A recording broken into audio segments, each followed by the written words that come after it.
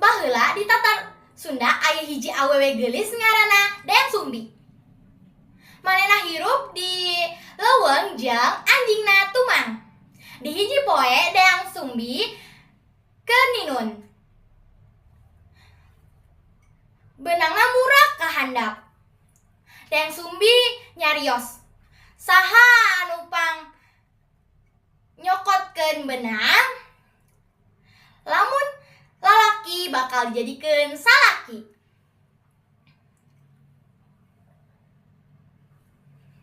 Tetela anu nyokotkeun teh Tumang. Kusabab geus janji Dayang Sumbi nikah jeung Tumang. Teu lila lahirlah budak lalaki anu dingaranan Sangkuriang. Sangkuriang tumuuh jadi budak anu kuat. Hiji poe Dayang Sumbi nyarios Sangkuriang tulungan indung moro ka leuweung. Sangkuriang ngawaler, "Muhun, indung abdi bade moro." Sangkuriang indit ka leuweung jeung Tumang, tapi anjeunna teu meunang sasatoan kusabab kesel. Sangkuriang teu nyaho nyen nu dipaehan teh Tumang, dagingna dibawa ka imah. Dayang Sumbi naros,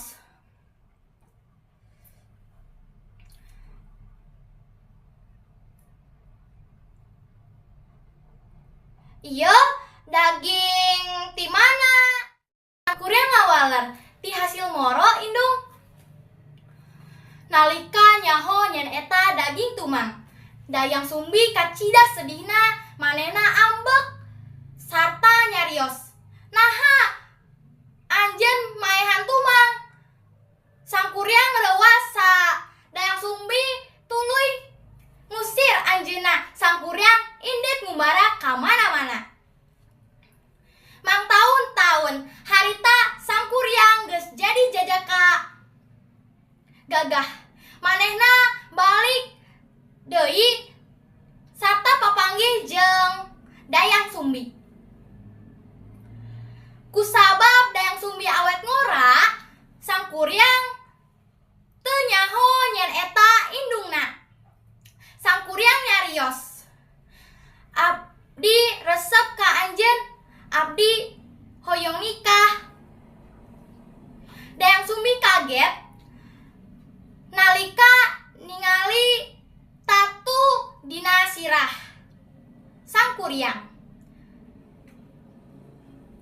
Manehna sadar nyen eta anakna sorangan. Pikeun nyingkanan, Sumbi nyarios, "Upami anjeun tiasa nyieun situ jeung parahu dina hiji peuting, abdi satuju." Sangkuriang ngawaler, "Muhun abdi bakal ngalaksanakeun." Peuting eta Sangkuriang nyieun situ jeung parahu.